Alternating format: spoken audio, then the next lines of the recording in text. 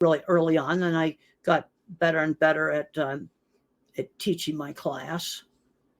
Lots and lots of pictures I have, lots of slides.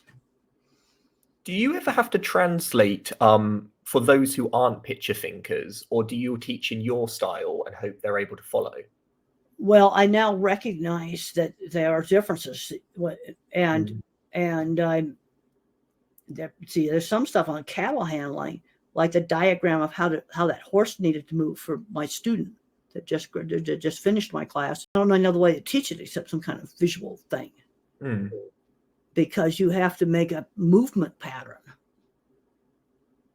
and that's really hard to describe. It's easier to make it a diagram. But what makes me so happy is he took the diagram either off my PowerPoint presentation or off of one of my books and went out and just did it on a ranch. And it worked. Moving groups of cattle, he did it with this horse. And the other cowboys at first thought he was crazy, but then they could see that it was working.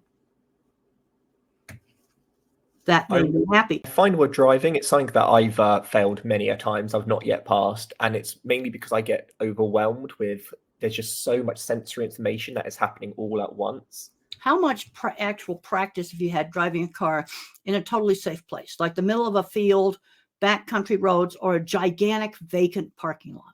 Very little. That's your problem. That's your problem.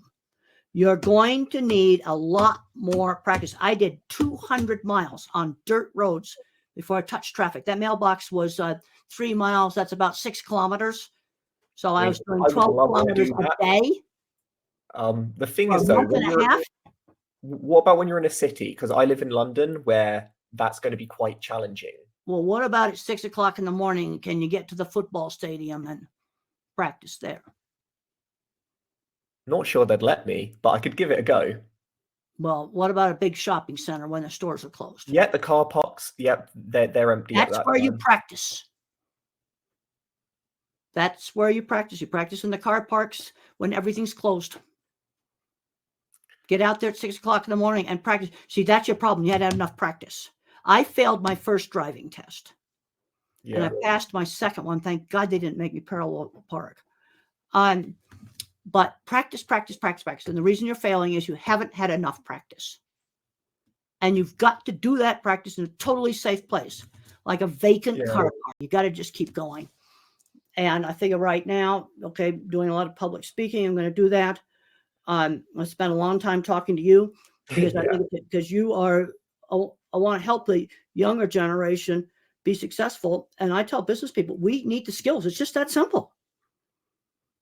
We need the skills. Now, there are kids that are totally traumatized. But I think there also is a very definite biological defect. And one of the reasons why I got interested in the University of Illinois mouse is because that explained something that was biologically different, that it had this hyped up response. And then when that's why I called the chapter Believe in Biochemistry.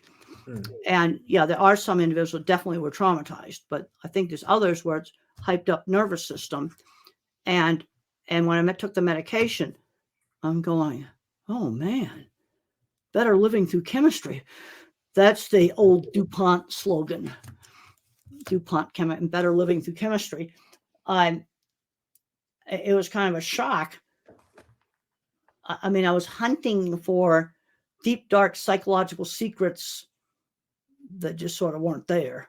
Now, there are some individuals that are really traumatized, you know, there's some very bad upbringing stuff, you know, drug addicted parents or something bad like that. And being bullied was horrible. That was the worst part of my life.